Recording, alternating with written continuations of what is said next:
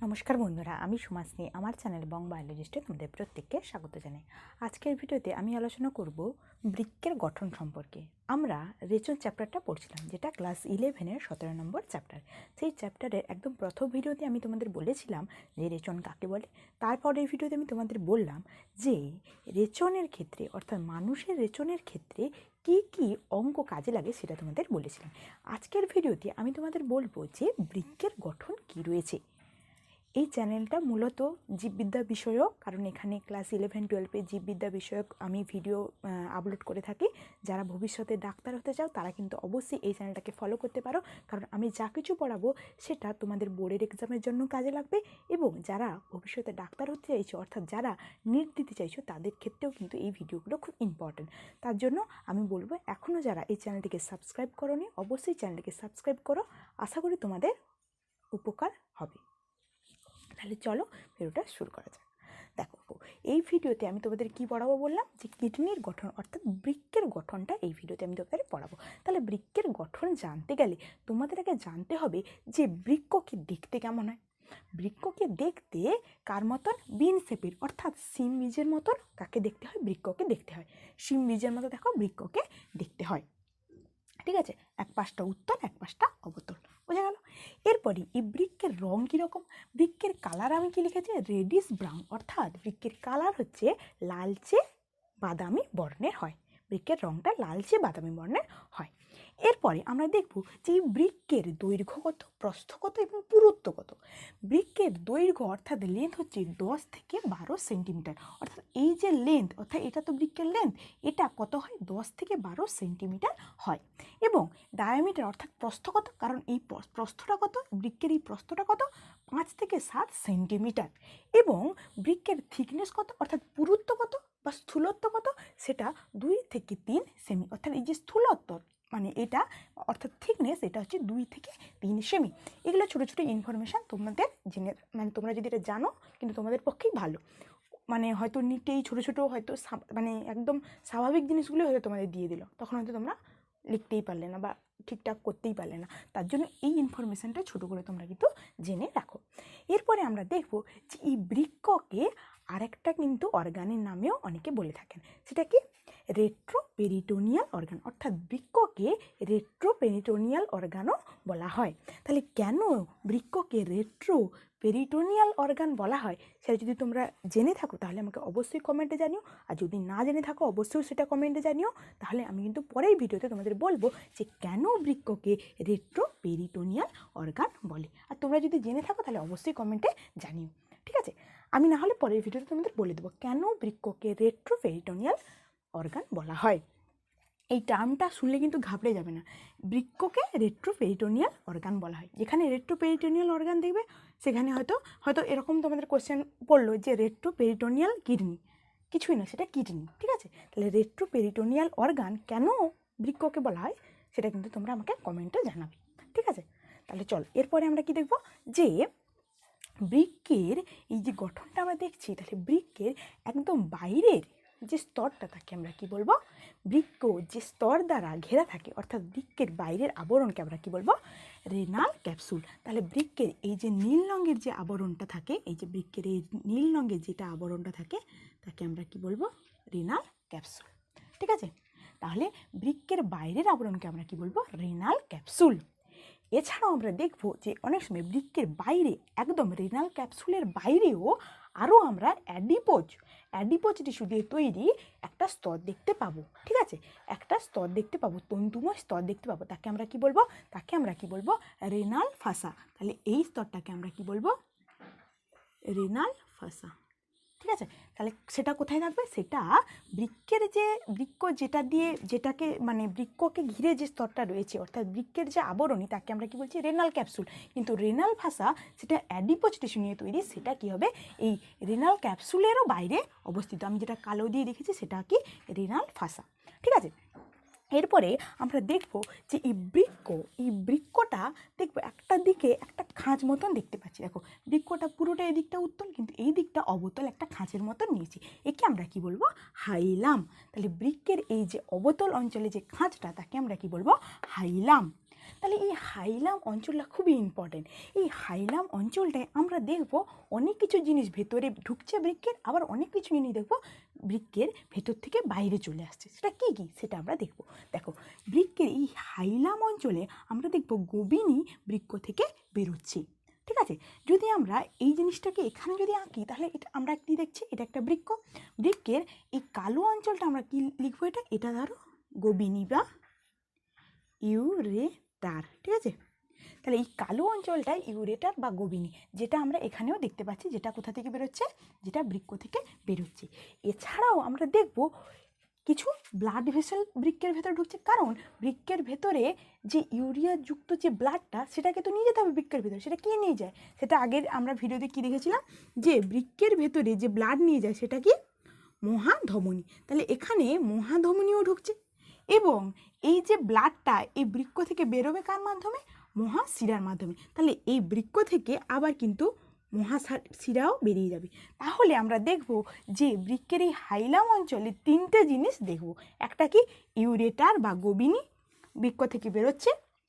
এবার আরেকটা কি দেখব, আরেকটা কি জিনিস ঢুকছে, আরেকটা কি দেখব, মহাধমনী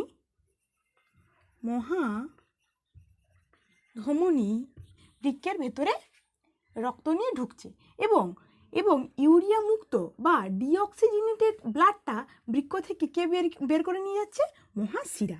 তাহলে মহাশিরাও আমরা দেখব। তাহলে আমরা হাইলাম অঞ্চলে দুটো জিনিস ঢুকছে আমরা দেখলাম, কী কী ঢুকছে, একটা হচ্ছে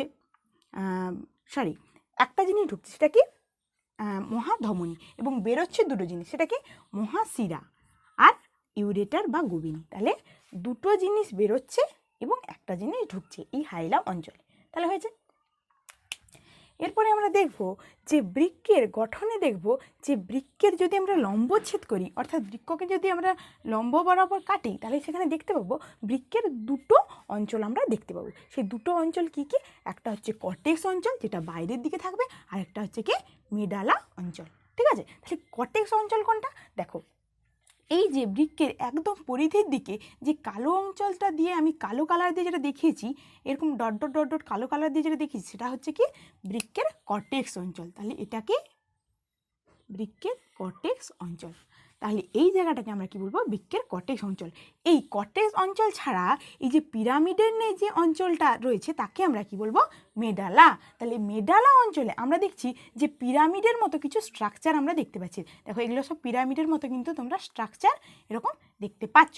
তাহলে এই মেডালা অঞ্চলে পিরামিডের মতন যে স্ট্রাকচারগুলো তাকে আমরা কি বলবো, মেডুলারি পিরামিডস বা রেনাল পিরামিড। তাহলে কর্টেক্স অঞ্চলের কর্টেক্স অঞ্চলটাকে বাদ দিয়ে তার ভেতরের অঞ্চলে যদি আমরা দেখি, অর্থাৎ সেটা কি অঞ্চল, সেটা মেডালা অঞ্চল। সেই মেডালা অঞ্চলে আমরা কি দেখব, যে পিরামিডের ন্যায় অনেক স্ট্রাকচার দেখতে পাবো, তাকে আমরা কি বলবো, মেডুলারি পিরামিডস বা রেনাল পিরামিডস। তাহলে এই পিরামিডের মতন স্ট্রাকচারগুলোকে আমরা কি বলবো, রেনাল পিরামিড বা মেডুলারি পিরামিড। বোঝা গেল?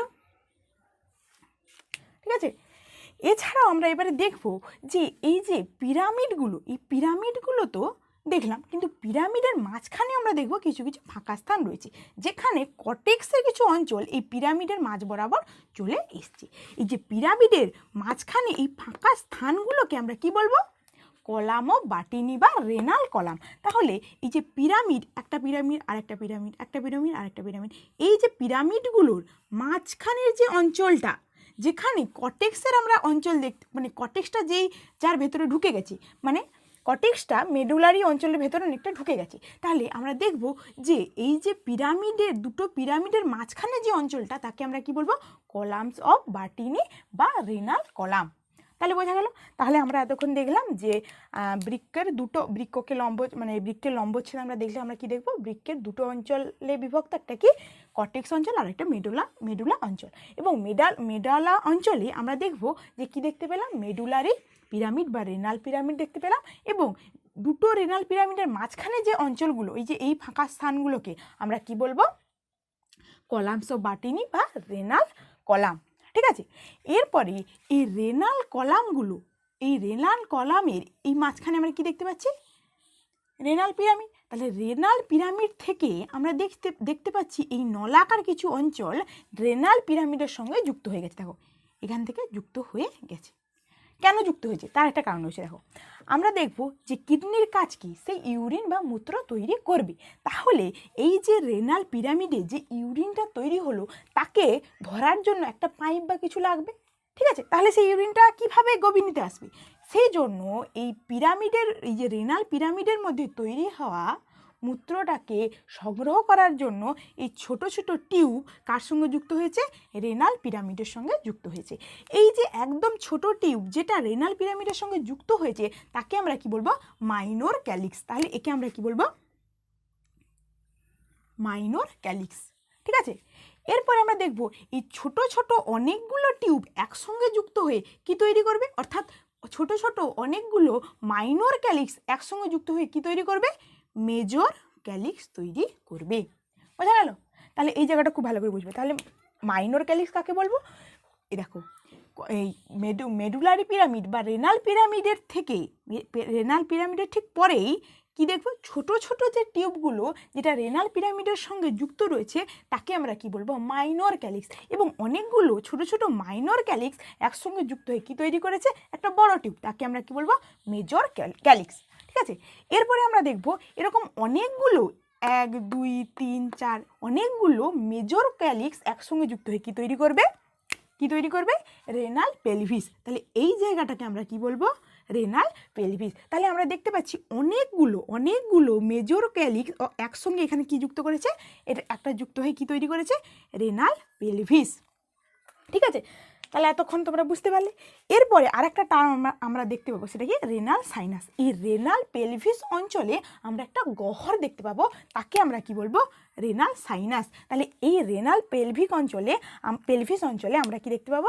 একটা গহ্বর দেখতে পাবো, তাকে আমরা কি বলবো? সাইনাস। যেই গহ্বরের সঙ্গে আমরা কি দেখতে পাবো? এই ইউরেটার বা গবিনি এসে যুক্ত হচ্ছে। তাহলে তোমরা দেখতে পেলে যে বৃক্কের গঠনে কি কি দেখতে পেলে, আমি আরেকবার বলছি। দেখো বৃক্কের বাইরের যে আবরণ বা বৃক্ক যেটা দিয়ে মানে ঘেরা থাকে তাকে আমরা কি বলবো? বা বৃক্কের আবরণকে আমরা কি বলবো? Renal capsule. কিন্তু বৃক্কের রেনাল ক্যাপসুলের বাইরেও আরেকটা অ্যাডিপোজ টিস্যু দিয়ে তৈরি আরেকটা আমরা কি দেখতে পাবো? লেয়ার দেখতে পাবো, তার নাম কি? রেনাল ফাসা। এবং এই বৃক্কের লম্বচ্ছেদ করলে আমরা দেখতে পাবো দুটো স্তর রয়েছে, একটা কি কর্টেক্স আর একটা কি মেডালা। কর্টেক্স অঞ্চলে আমরা দেখতে পাচ্ছি কি এই একদম পরিধির দিকে অঞ্চলকে আমরা কি বলছি? কর্টেক্স অঞ্চল। এরপরে ঠিক মেডালা অঞ্চলে আমরা দেখতে পাবো অনেক পিরামিডের মতো স্ট্রাকচার। এই পিরামিডের মতো স্ট্রাকচার 10 থেকে 15টা থাকে। এরকম স্ট্রাকচার একটা কোথায় দেখতে পাবো? একটা বৃক্কের মধ্যে 10 থেকে 15টা এরকম পিরামিডের মতন আমরা স্ট্রাকচার দেখতে পাবো। একে আমরা কি বলবো? রেনাল পিরামিড বা মেডুলারি পিরামিড। এরপরে এই পিরামিডগুলোর মাঝে মাঝে অনেক ফাঁকা স্থান রয়েছে, এবং যেটাকে অনেক সময় বলা হয় যে কর্টেক্স অঞ্চলটাই এই মাঝখানে অঞ্চলে চলে এসছে। এই যে দুটো পিরামিডের মাঝখানে যে অঞ্চল তাকে আমরা কি বলবো? কলাম অফ বার্টিনি বা রেনাল কলাম। এবং এই যে রেনাল পিরামিডগুলো রয়েছে তার সঙ্গে যে ছোট ছোট টিউব যুক্ত হয়েছে, কেন যুক্ত হয়েছে? এখানে যে ইউরিনটা ফর্মেশন হবে সেটাকে এই টিউবটা ক্যাপচার করবে বা ধরবে। এই যে ছোট ছোট টিউবগুলোকে আমরা কি বলবো? Minor calyx. এবং অনেকগুলো এরকম মাইনর ক্যালিক্স একসঙ্গে যুক্ত হয়ে কি তৈরি করবে? Major calyx. আবার অনেকগুলো মেজর ক্যালিক্স একসঙ্গে যুক্ত হয়ে কি তৈরি করবে? Renal pelvis. এবং রেনাল সাইনাস কাকে বলে? রেনাল পেলভিসের যে গহ্বর মানে একটা গর্তের মতো অঞ্চল থাকবে তাকে আমরা কি বলবো? Renal sinus. এবং সেই রেনাল সাইনাসে কে গিয়ে উন্মুক্ত হবে? গবিনি বা ইউরেটার গিয়ে উন্মুক্ত হবে। তাহলে আমরা দেখতে পেলাম যে এই রেনাল পিরামিডে তৈরি হওয়া ইউরিনটা ফার্স্ট কে ক্যাপচার করলো, কে ধরলো? Minor calyx. এবং সেই মাইনর ক্যালিক্স থেকে ইউরিনটা এলো কি? মাইনর ক্যালিক্স থেকে ইউরিনটা এলো মেজর ক্যালিক্সে। এবং অনেকগুলো মেজর ক্যালিক্স থেকে আরও অনেক বেশি ইউরিন কোথায় এলো? রেনাল পেলভিসে। এবং পেলভিস থেকে সেটা কার মাধ্যমে? ইউরেটার বা গবিনির মাধ্যমে। এরপরে এইটা কোথায় নিয়ে যাবে?